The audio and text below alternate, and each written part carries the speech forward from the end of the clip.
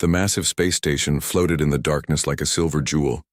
Hyunwoo Kim pressed his face against the small window of the Earth transport ship and watched the structure grow larger.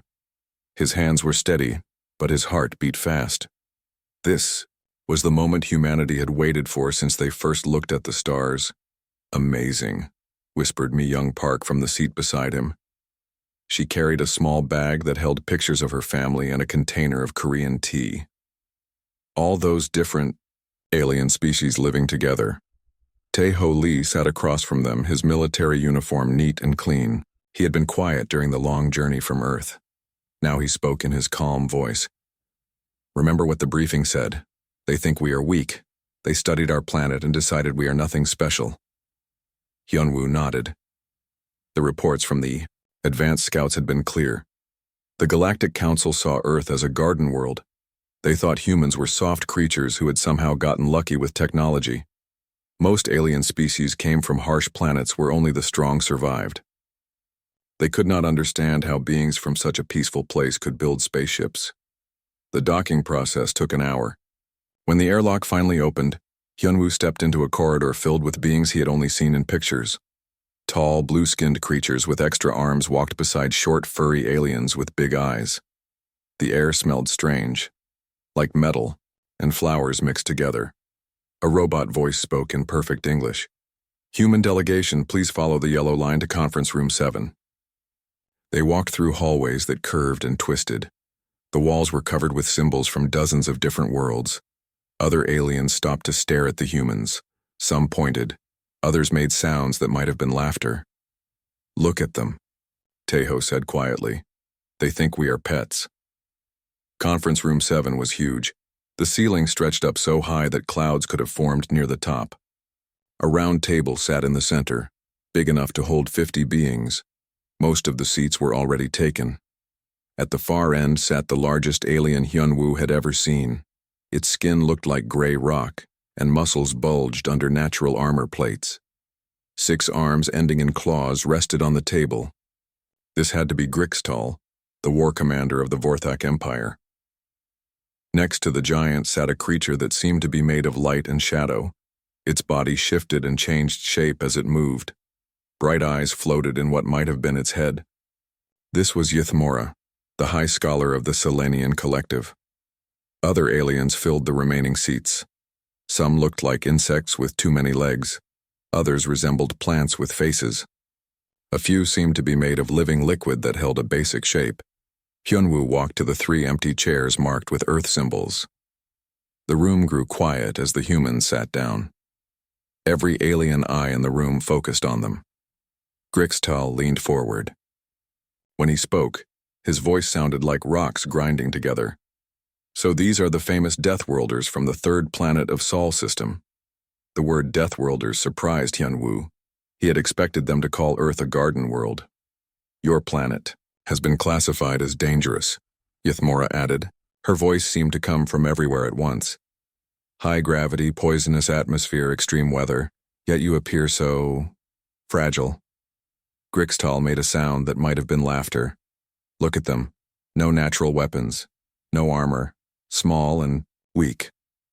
How did such soft creatures ever leave their world?" Other aliens joined in. A spider-like being clicked its mandibles. "Perhaps they built machines to fight for them.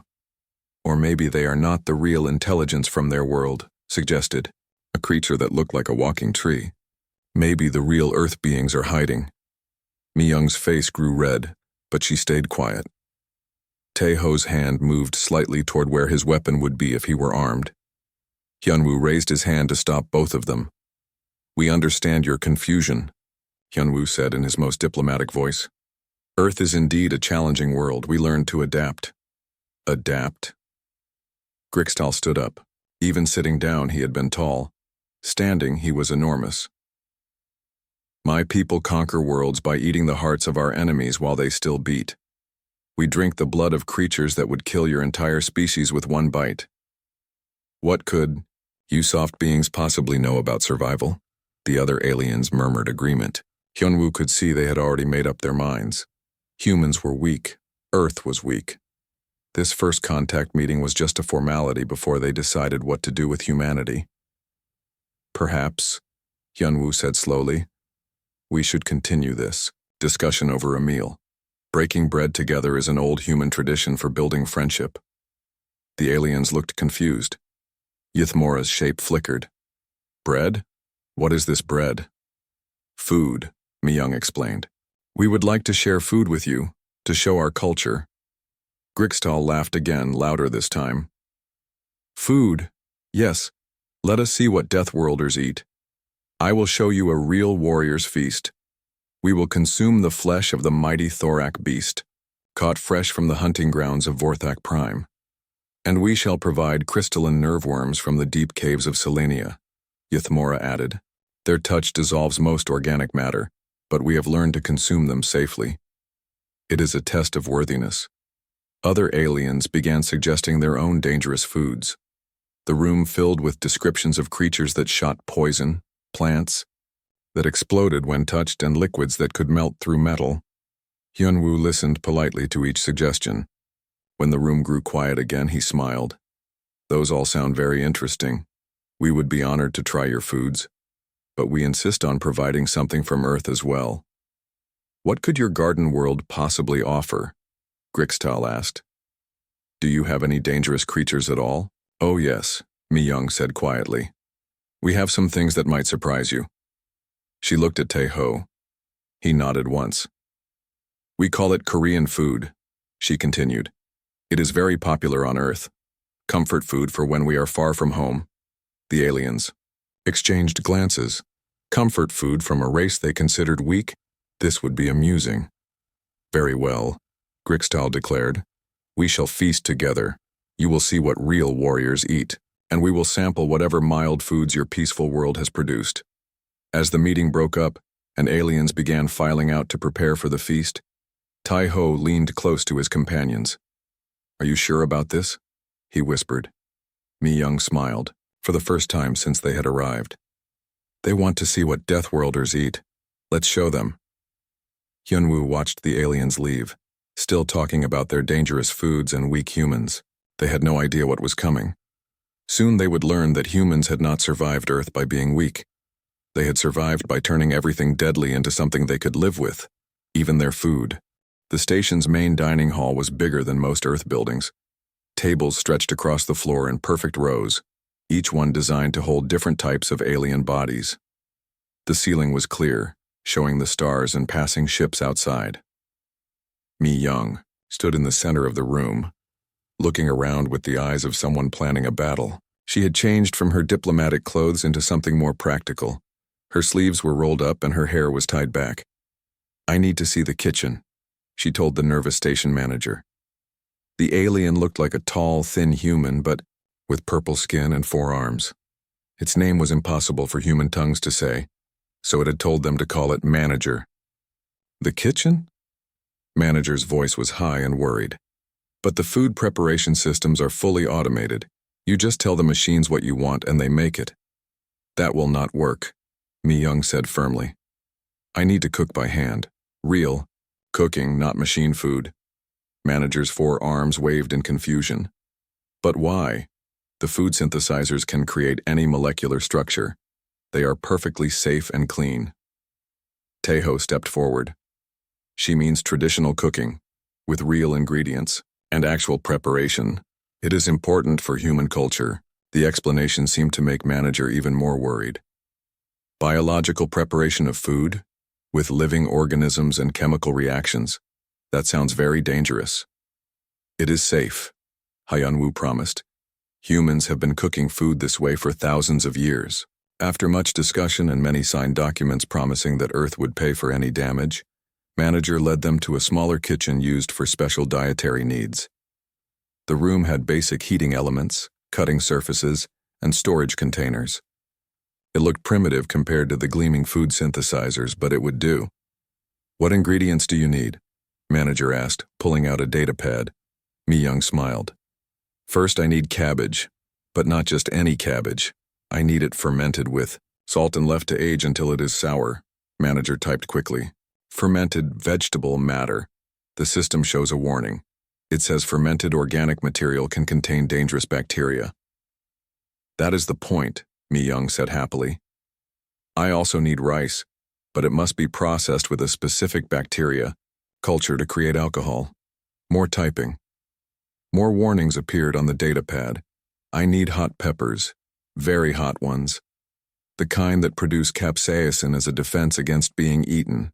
Manager stopped typing. You want to eat plant defense chemicals?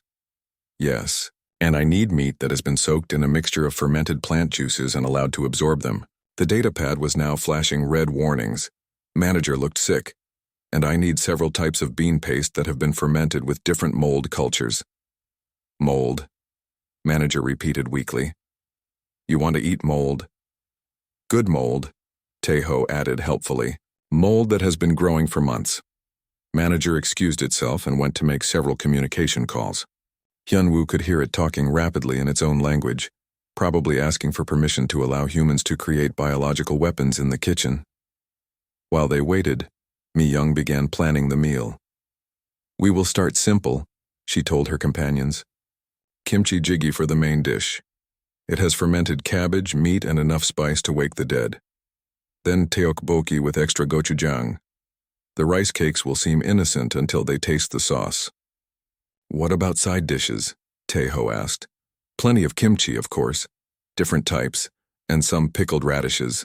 Oh, and we must have soju to drink. The rice alcohol? Hyunwoo looked concerned. Is that wise? Mi-young laughed. After they taste the food, the alcohol will seem like medicine to cool their mouths. Manager returned with a team of alien technicians. They set up sensors around the kitchen and gave the humans protective suits. These will monitor for dangerous chemical releases, Manager explained. The station's safety systems are very sensitive to biological warfare agents. We are just cooking dinner, Mi-young protested.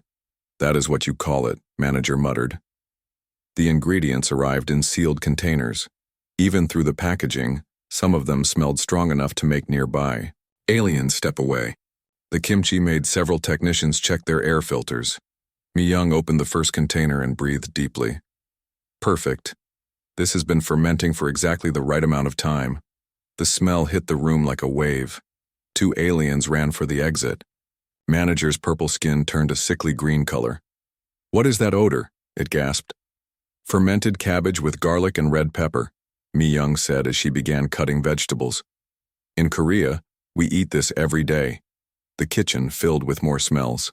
As she worked, the gochujang paste made the air spicy enough to make human eyes water. To the aliens, it registered as a chemical attack. Tejo helped by preparing the meat. He had learned to cook in the military, where making food taste good was just as important as making it safe to eat. The marinade he mixed would have been considered a corrosive agent on most alien worlds. Station alert, a voice announced over the speakers. Possible chemical leak detected in Kitchen 7, emergency team standby. It is just garlic and ginger, Tejo called out. More aliens evacuated the area. The few brave ones who stayed wore full environmental suits and watched from behind protective barriers. As Mi-young cooked, she explained each step to her companions. The fermentation process creates complex chemical compounds. Lactobacillus bacteria breaks down the plant sugars and creates acid. This preserves the food and gives it the sour taste. Bacteria, Manager whispered. You are growing bacteria in food on purpose. Of course. Fermentation is one of humanity's oldest food preservation methods. We learned to do it during the ice ages when fresh food was hard to find. She stirred the bubbling stew. Red oil floated on the surface and steam rose from the pot like smoke from a chemical fire. The capsaicin in the peppers triggers pain receptors, she continued. But humans learned to enjoy this feeling. It makes us feel more alive. You eat pain, an alien technician said through its suit radio. On purpose. We eat many things that would be dangerous to other species, Tejo added. Alcohol kills bacteria and can dissolve organic material. Caffeine is a natural insecticide. Chocolate contains compounds that are toxic to many earth animals. But humans consume all of these regularly, Hyunwoo explained. Our bodies learned to process them safely. The kitchen was now surrounded by emergency teams. Hazmat specialists monitored the air for dangerous chemicals. Medical teams stood ready to treat anyone affected by the biological agents the humans were releasing. Ma Young tasted the stew and smiled. Perfect. Hot enough to clear sinuses, but not so hot that you cannot taste the other flavors. She began plating the food. Each dish was a work of art, colorful and beautiful. The red pepper flakes sprinkled on top looked like tiny jewels. The fermented vegetables glistened with oil and spices. It smells like a battlefield, one of the emergency workers reported. It smells like home, Mi Young said softly. As the final preparations were made, word spread throughout the station. The humans were preparing to serve their food to the alien warriors. Bets were being placed on how long the aliens would last before needing medical attention. Are you ready? Hyunwoo asked as they prepared to carry the food to the dining hall. Mi Young picked up the first tray. Steam still rose from the hot dishes, and the smell could be detected 3 corridors away. They wanted to see what Deathworlders eat, she said with a grin. Let us show them Korean hospitality. The emergency teams followed at a safe distance as the humans carried their feast toward the dining hall, where the alien warriors waited, completely unaware of what was about to hit them. The dining hall had been transformed. Long tables were arranged in a square, with the alien warriors sitting on one side and the humans on the other. Dozens of other aliens filled the remaining seats, all eager to watch the feast between the mighty warriors and the soft earthlings. Grixtel sat at the center of the warrior table, his massive form making the chair beneath him creak. His 6 arms were crossed and his rock-like face showed amusement. Next to him, Ythmora's shifting body cast strange shadows as she changed shape in anticipation. The alien foods had already been served. In front of Grixtal sat a platter holding the heart of a thorax beast. The organ was still twitching, dark purple blood pooling around it. The smell of it made several smaller aliens move to different tables. Ythmora had her crystalline nerve worms arranged in a beautiful pattern on a metal plate. The creatures were thin as wire and glowed with an inner light. Where they touched, the plate small holes were already forming as their acidic bodies ate through the metal. Other warriors had contributed their own dangerous foods. Poisonous fruits that glowed with radiation. Meat from predators so violent that hunting them was considered a suicide mission. Plants that moved and tried to bite anyone who came too close. The humans entered carrying trays that seemed almost boring by comparison. The food was colorful, but it looked harmless. Pretty, even. Steam rose from the dishes, carrying smells that made some aliens wrinkle their noses, but nothing that seemed dangerous. Is that it? Grixtal asked, his voice full of disappointment. Where are the dangerous creatures? Where is the poison? Mi Young set down the first tray with a smile. This is kimchi jjigae. It is a stew made with fermented cabbage, meat, and vegetables. She moved to the next dish. This is tteokbokki, rice cakes in a spicy sauce. Each dish was explained as she set it down. Bulgogi, mapo tofu, various types of kimchi, pickled vegetables, small bowls of different sauces and pastes. It looks like plant food, one of the insect-like aliens clicked. Where is the challenge? Demanded a creature that resembled a living flame. These appear to be simple vegetables and grains. Teho placed the final item on the table, a clear bottle filled with liquid that looked like water. Soju, he said simply. Rice wine. Grixtal laughed, his voice booming through the hall. Fermented grain juice? This is your warrior's drink? We have acids that can melt through starship hulls. Try it, Hyunwoo said quietly. The challenge was made. The alien warriors looked at each other and then at the seemingly innocent food before them. This would be embarrassing. They were apex predators, beings who had conquered entire worlds. They would consume the humans' garden food quickly and then show these soft creatures what real strength looked like. Grixtal picked up a piece of kimchi with 2 of his claws. The fermented cabbage dripped with red sauce. It looked harmless enough. He had eaten the hearts of living creatures. What could vegetables possibly do to him? He put the food in his mouth and began to chew. For a moment, nothing happened.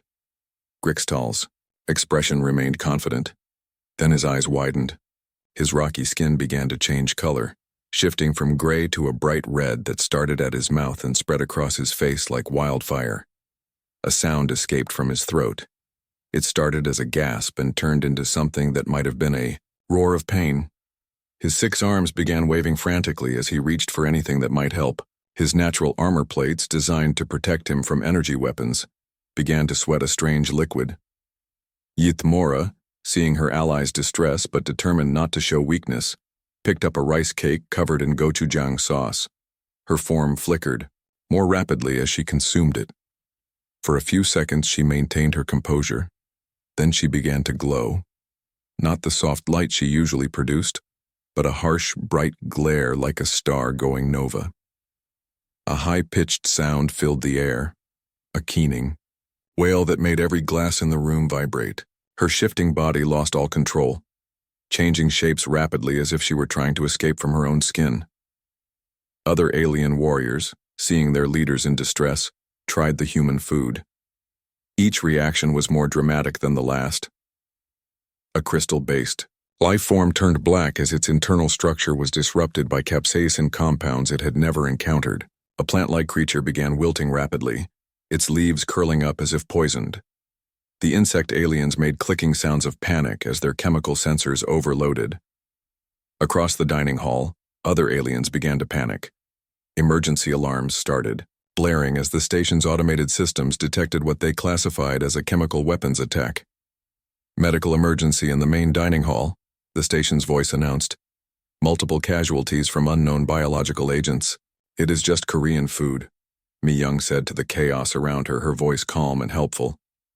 Tae-ho continued eating his own portion, completely unaffected. This is mild compared to what my grandmother used to make, he said between bites. She grew her own peppers and fermented her own kimchi. Now that was spicy. The statement sent a new wave of fear through the watching aliens. This was the mild version? Emergency teams rushed into the dining hall wearing full protective suits. They carried medical scanners and chemical detection equipment. The readings they got made no sense. The devices were registering active biological warfare agents, industrial-grade chemical irritants, and controlled toxins, all coming from what appeared to be simple food. What are the active agents? The medical team leader asked through his suit radio. Capsaicin at concentrations that would be considered weapons-grade, came the reply. Multiple bacterial cultures that register as hostile organisms. Ethanol at levels toxic to most species. And something called lactobacillus? I have never heard of half of these compounds, the medic reported.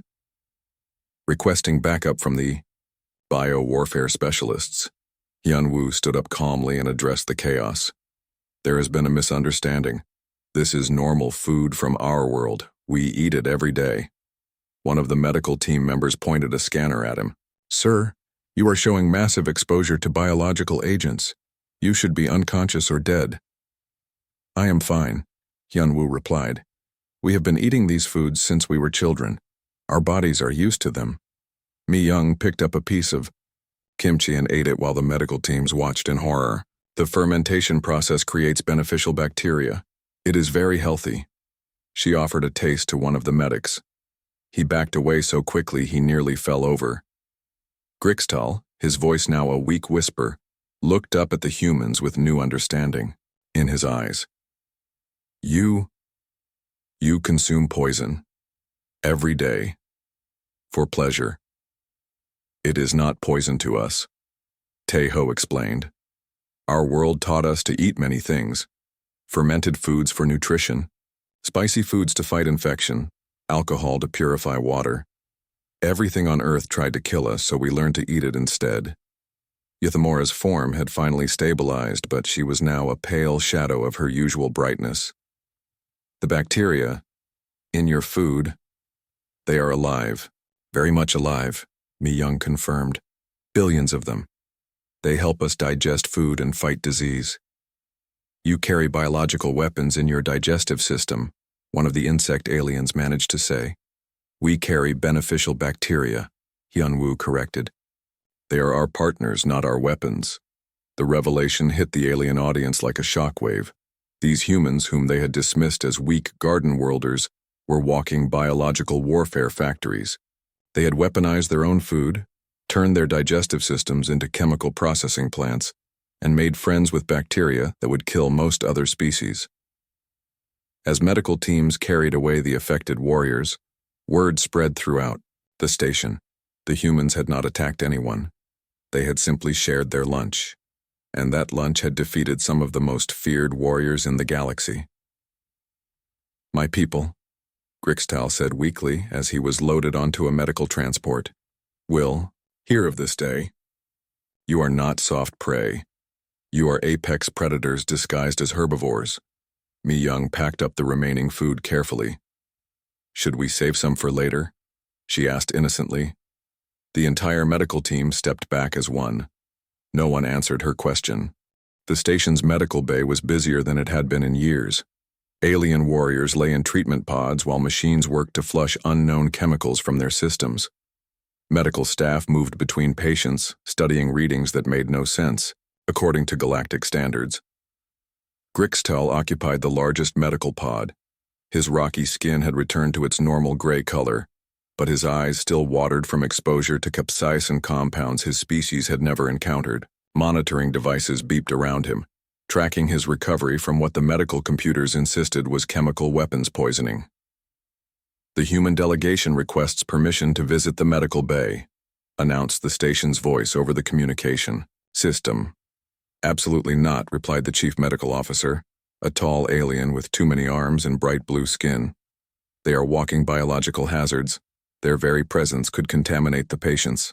We just want to apologize," came Hyunwoo's voice through the comm system, "and perhaps explain what happened."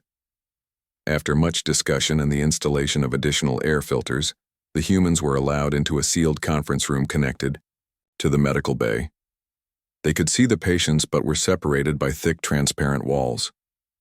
Hyunwoo, Mi Young, and Tae-ho sat on one side of the barrier.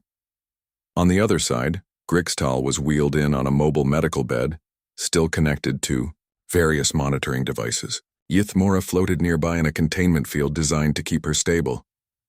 "We are truly sorry," Hyunwoo began. "We had no idea our food would affect you so strongly." "Food," Grixtal repeated weakly. "You call that food?"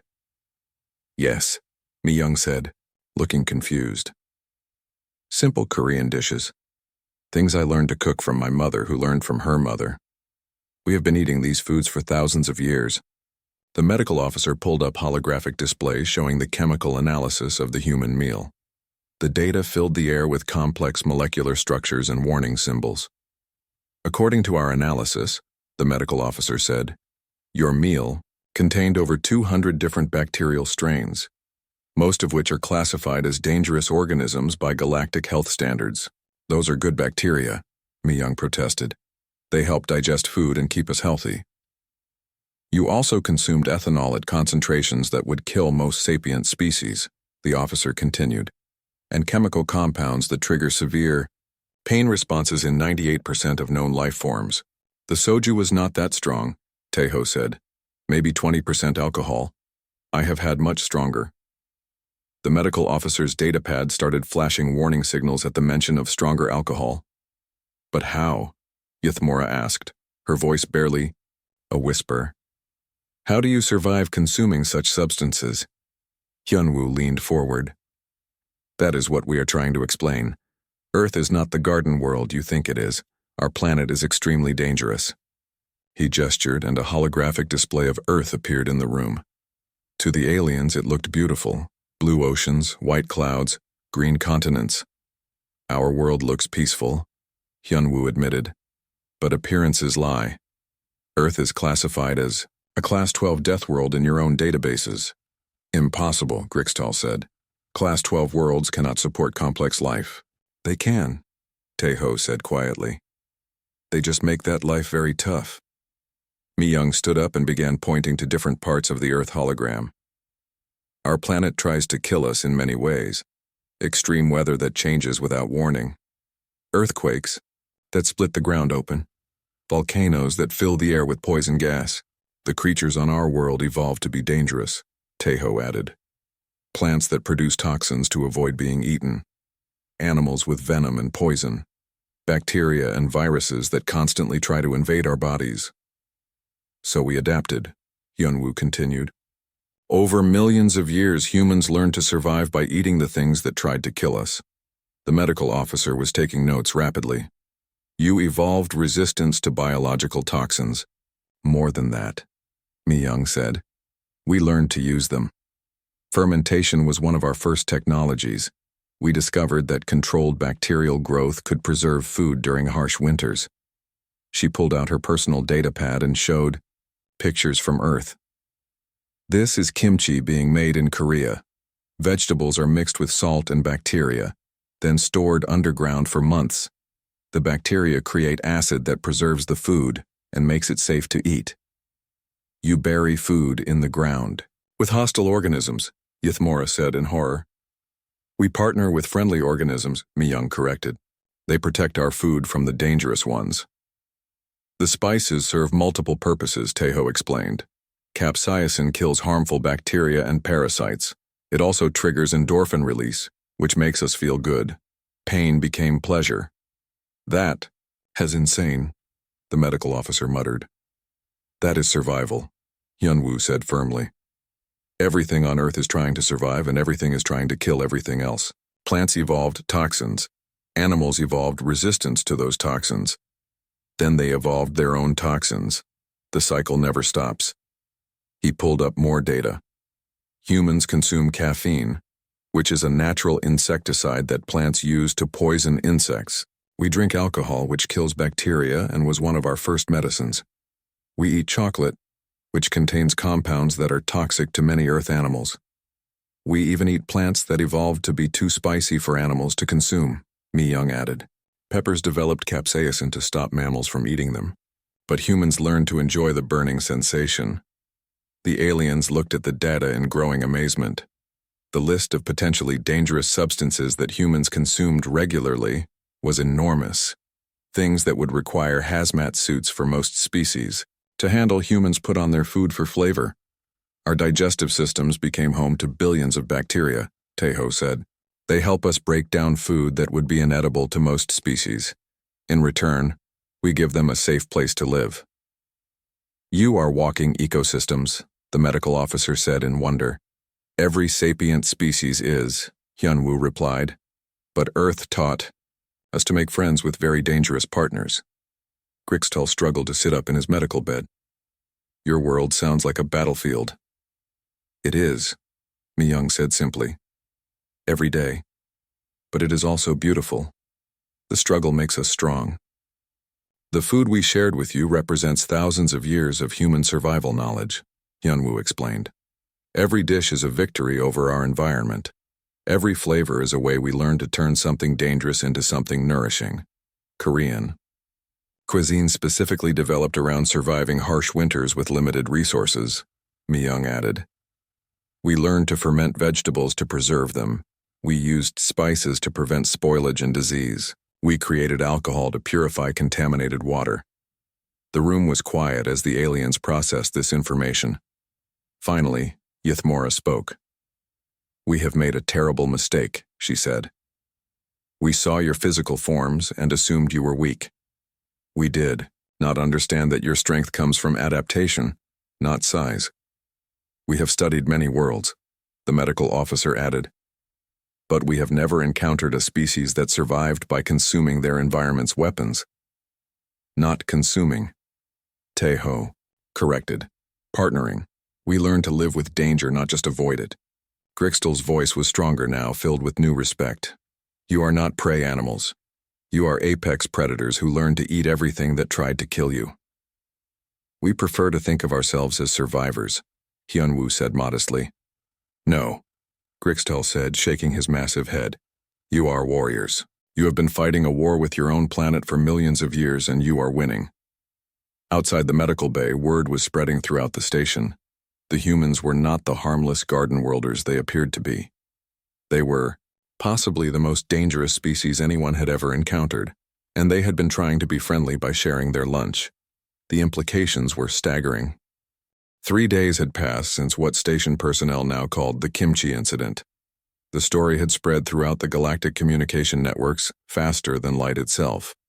Every species with access to interstellar news feeds had seen the Security footage of mighty alien warriors being defeated by what humans called a light snack.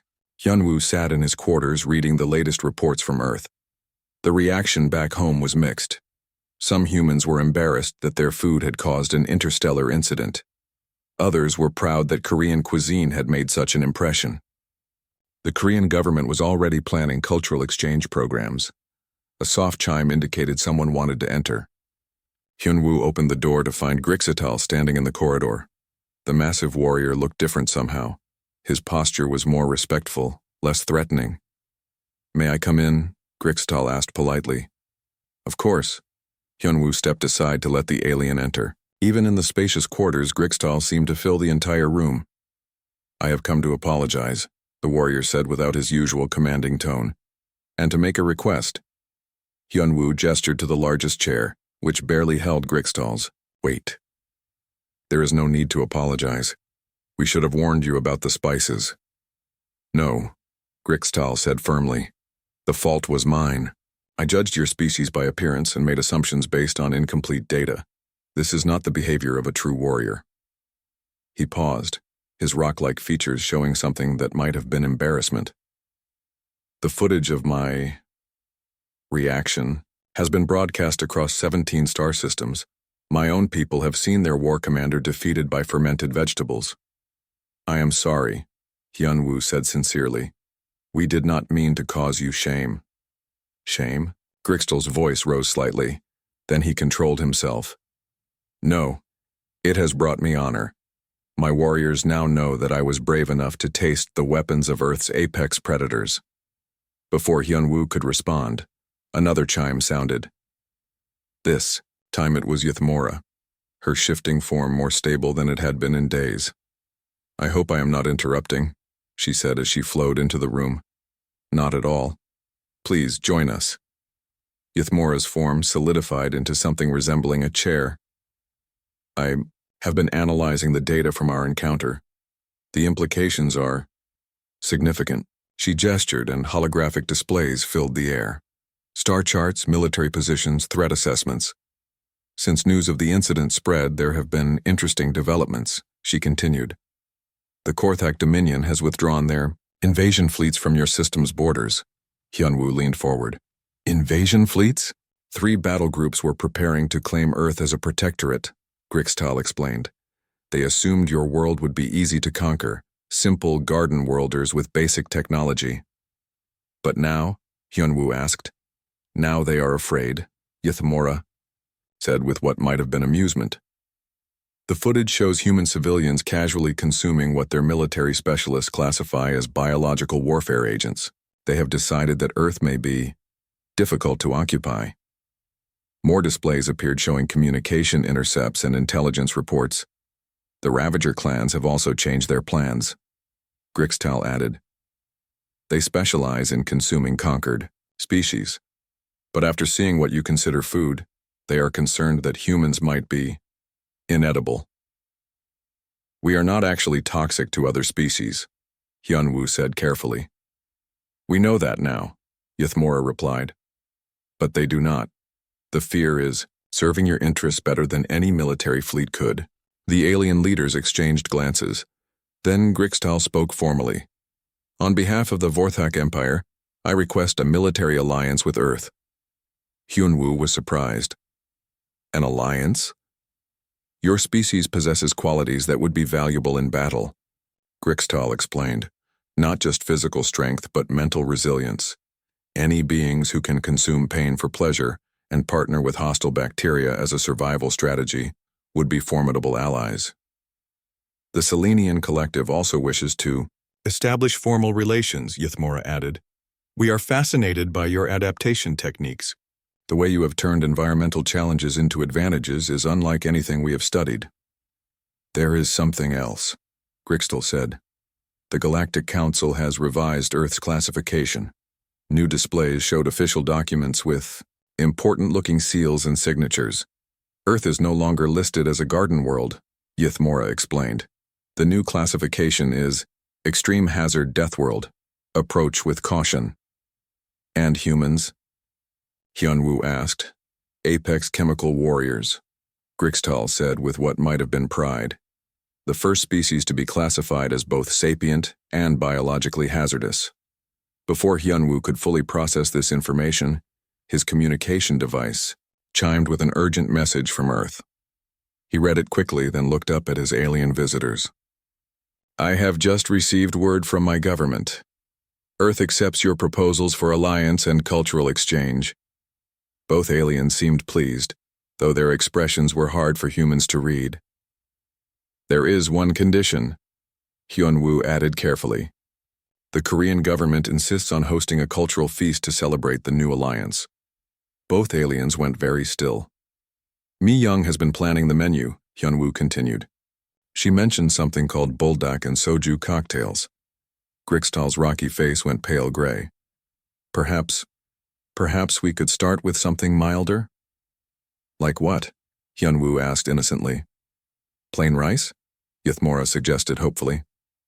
Without fermentation or bacteria or pain-inducing chemicals?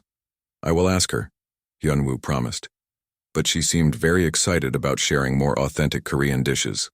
The communication device chimed again. This time it was a message from Mi Young herself. Hyunwoo read it and smiled. She says she is preparing a traditional Korean drinking game for the Alliance celebration, something called bomb shots with soju and beer. Bomb, Grixtal repeated. Weakly. Alcohol bombs, Yuthmora whispered. It is just a name, Hyunwoo assured them. I am sure it will be perfectly safe. Neither alien looked convinced. As news of the alliance spread throughout the station, other species began reconsidering their positions toward humanity. The beings who had mocked humans as weak garden worlders now spoke in hushed tones about the Deathworld species that had weaponized their own food. In the station's diplomatic quarters, emergency meetings were called. Military advisors updated threat assessments. Trade representatives began calculating the value of potential exchanges with a species that could survive eating biological weapons. And in restaurants across a dozen worlds, alien chefs began experimenting with something called Korean fusion cuisine, though most were too afraid to try the traditional recipes. Back on Earth, the Korean government announced plans to open cultural centers throughout the galaxy.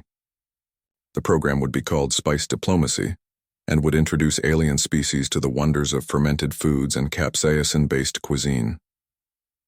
The applications for the program were surprisingly few. Tai-ho found Hyunwoo in the observation lounge later that day, watching ships come and go from the station. So we are officially scary now, Tai-ho said as he sat down. It seems that way, Hyunwoo replied. Who would have thought that sharing our grandmother's recipes would be considered an act of biological warfare? Wait until they find out about durian fruit, Tai-ho said with a grin. Hyunwoo looked thoughtful. Maybe we should save that for the second cultural exchange. Outside the window, alien ships maintained what seemed to be a very respectful distance from the station's human quarters. The galaxy had learned an important lesson about making assumptions based on appearances. Earth's humans were no longer seen as soft prey from a garden world. They were apex predators who had learned to eat everything their death world could throw at them, and they were very, very friendly about sharing their meals. The galaxy would never be the same.